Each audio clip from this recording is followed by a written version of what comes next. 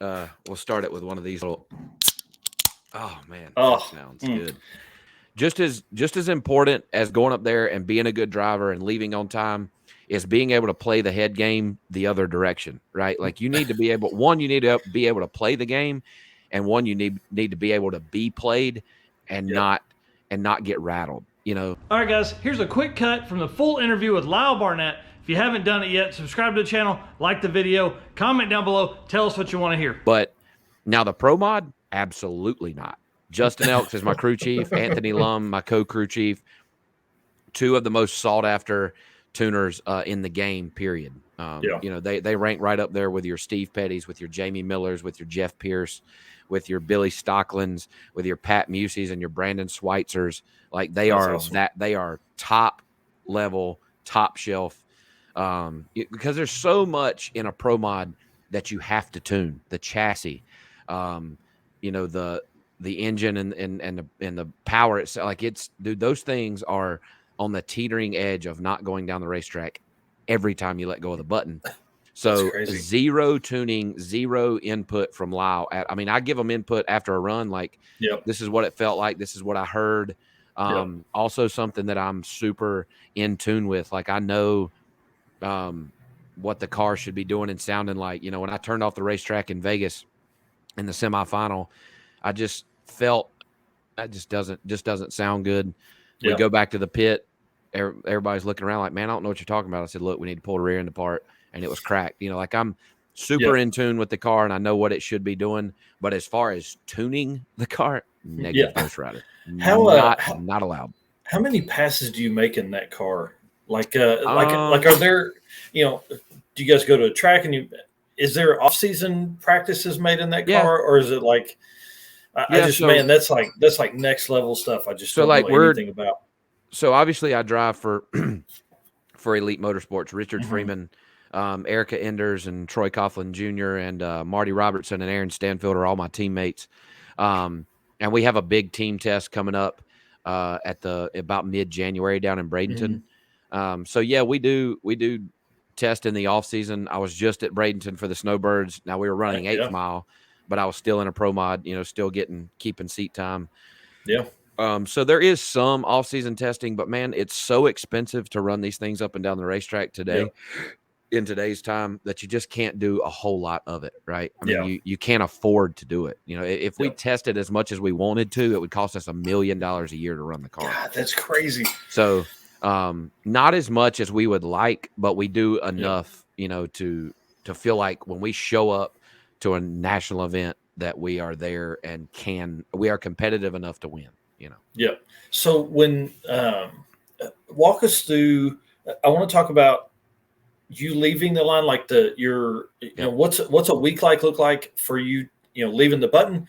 And then, one thing I noticed in your ProMod experience video that struck me was every time, as you got to the end of the track, it was shoots, neutral, power off. It seemed like to me, right? Like how many times do you sit in the car and practice that whole movement? You figure it out the first time, and that's all natural. Like I watch myself to see what I'm doing and if I think I could change anything in a run, and everything that you see me doing is natural. Like that's cool. Shoots out into neutral, power off, window, the lock deal. Flat. Like you flip it over, reach over and cut the fresh air off. Like that's just all natural, man.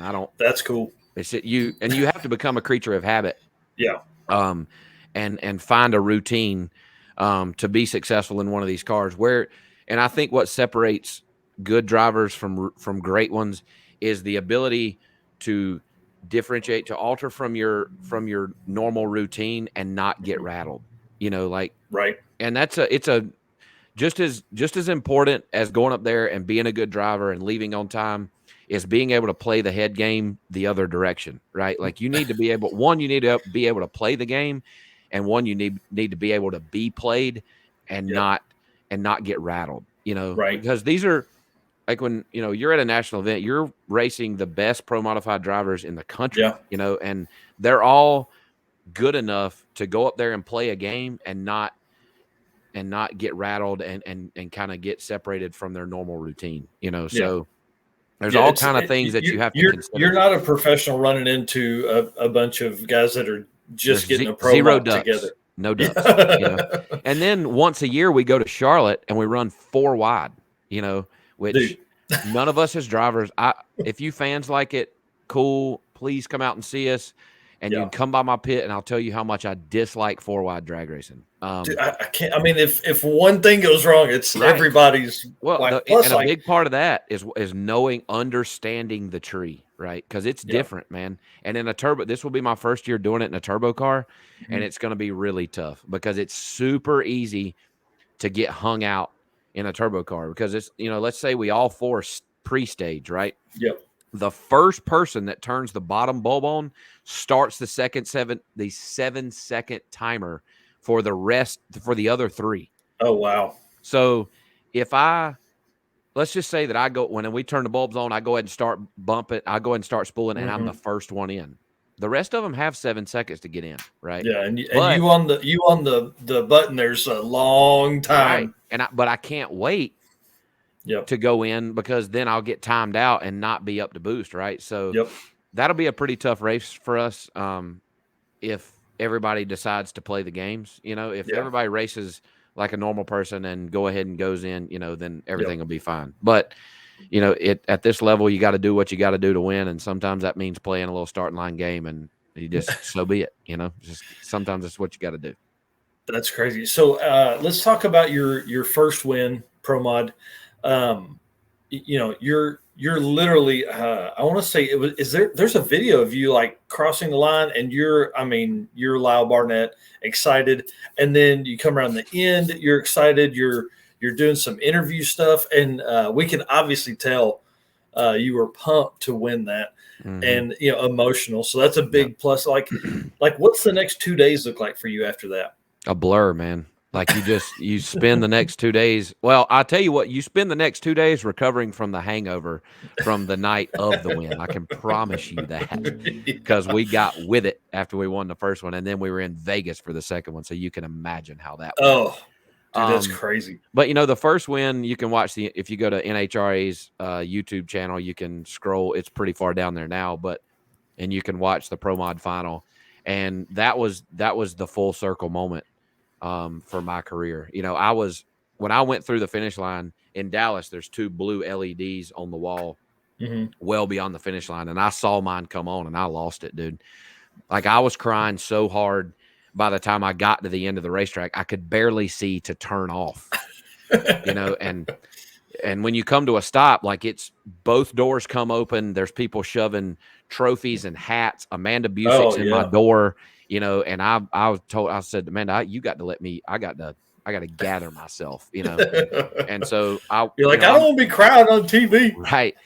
So I get out and go to the back and start taking some of my gear off. And I reach back in to get my sunglasses. Cause I'm known for my backwards hat, and my sunglasses, and Amanda Busick's like, oh no, you're not putting those on. And I said, oh yes, I am, I said, I'm putting my sunglasses on, but if you go watch that interview, I lose it again. And that was just the buildup of emotion and the full circle moment from 2015 to that time. I went from the darkest time for myself and my family, the lowest of lows. And I just won my first national event in my professional drag racing career. Yeah. And I, for me at least, I couldn't have rode it any better. That's awesome.